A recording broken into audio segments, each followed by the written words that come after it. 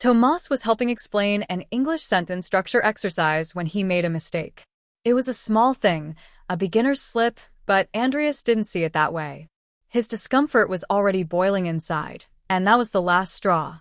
He slammed the book on the table with a sharp thud, causing the room to fall silent immediately. "Wrong," Andreas said, his voice sharp. His cold eyes fixed on Tomas, who flinched instinctively. The students exchanged tense glances. The girls who had previously sighed for Tomas now looked at him with pity. "If you intend to teach something, Mr. Brand, at least have the decency not to spread ridiculous mistakes to the students. The least one expects of a classroom assistant is that they know the material perfectly. But perhaps I was naive in expecting that of you." The silence was absolute. Tomas stood still, his face flushing with embarrassment. He tried to open his mouth to justify himself, but nothing came out. He swallowed hard, his eyes burning. He couldn't cry there. Not in front of the students. His heart raced, his stomach churned, and he simply lowered his head. Without saying anything, he turned and hurried out of the room, ignoring the students' confused looks. Tomas walked down the hallway, his chest tight. Humiliation burned inside him. He hadn't expected Andreas to be so cruel. He felt incompetent, a failure. He pushed open the bathroom door and leaned against the sink, breathing heavily. His eyes were watering, but he refused to let the tears fall. He didn't want to be weak. "Not again, Tomas."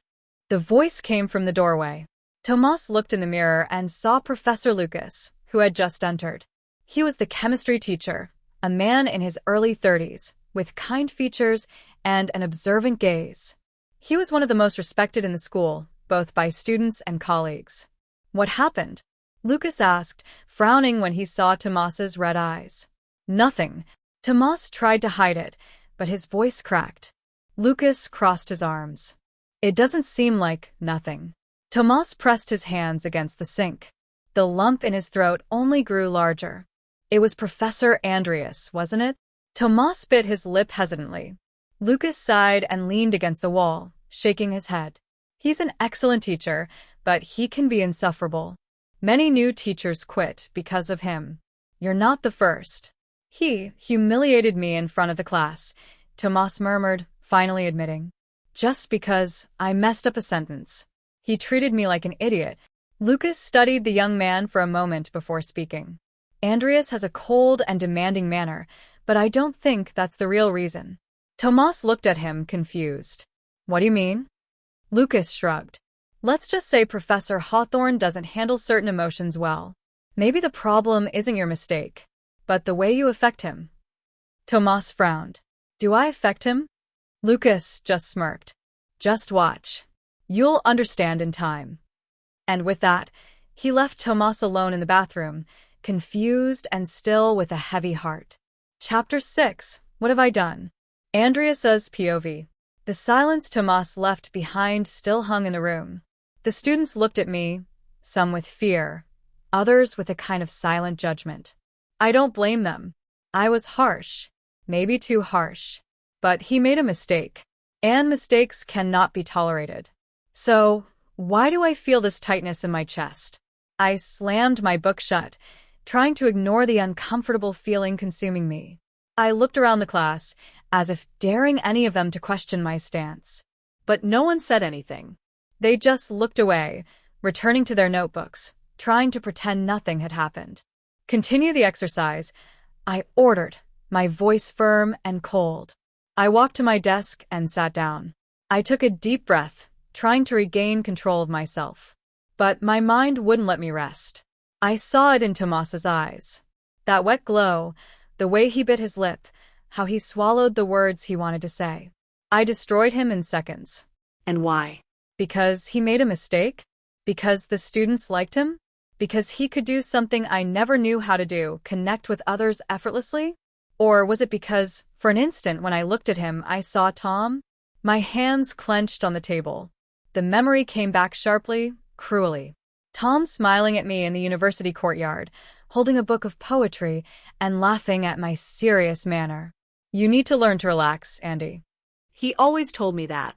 He understood me. He saw through my barriers. But Tom was gone. Forever. And now Tomas Brand appears in my life. With that face, that manner. But he's not Tom. He's someone completely different. A shy, insecure young man. And yet, he affects me in a way I hate. I feel my breath quicken. My eyes dart to the door. He ran off. He's probably hiding somewhere in the school right now, feeling like crap because of me. Why did I do this? Should I go after him? Apologize? No. That would be a mistake. Tomas needs to understand that the world isn't kind. If he wants to be here, he has to learn to handle pressure. So, why do I still feel like a wretch? I run my hand over my face in frustration. I try to ignore the guilt, to stifle it like I've done so many times before. But no matter how hard I try, an inescapable truth haunts me. I didn't yell at him because he messed up. I yelled because he makes me feel something I don't want to feel. Something I promised myself I'd never feel again. Chapter 7, Confusion. Tomas's POV. Cold water ran through my trembling fingers as I braced my hands on the bathroom sink. I took a deep breath, trying to calm the lump in my throat, but it was useless. My chest was still tight, the humiliation still burning. I wanted to scream. I wanted to punch something. But all I did was close my eyes and let the air escape my lungs shakily. If you intend to teach me anything, Mr. Brand, at least have the decency not to spread ridiculous mistakes. Andreas's words still echoed in my mind like sharp blades. He didn't just correct me, he crushed me. In front of everyone. And why? My mistake was small, nothing that justified that cruel tone. He wanted to make me feel small. And he succeeded. Still thinking about it, I lifted my head and saw Lucas leaning against the bathroom wall, watching me with an almost irritating patience. I had already stopped crying, but anger still boiled in my chest. How could I forget? My voice came out more bitter than I intended. Lucas sighed and crossed his arms. Andreas may be an asshole, but he doesn't yell like that for no reason. I let out a sarcastic laugh, turning to him. Oh, great, so you mean it was my fault? That's not what I said. He held my gaze firmly, never looking away. This irritated me even more. So, what's his problem? Does he hate me? Lucas shook his head. If he hated you, he'd just ignore you. That caught me off guard. I frowned. What does that mean? Lucas only half smiled, but didn't answer. And that bothered me more than anything.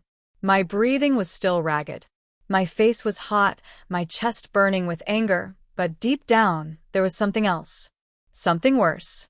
Even with all of this, even after Andreas had humiliated me like that, just remembering his harsh voice, the way his blue eyes had bored into mine, my heart pounded. And I hated it. I hated the fact that, in the midst of my anger, in the midst of my pain, there was still a remnant of something I didn't want to name. Something I didn't want to feel. Thanks for watching the video. If you liked it, leave a like and comment on what you think of the story. Don't forget to subscribe to the channel. It's very important and helps the channel grow. Thanks, and see you in the next chapter.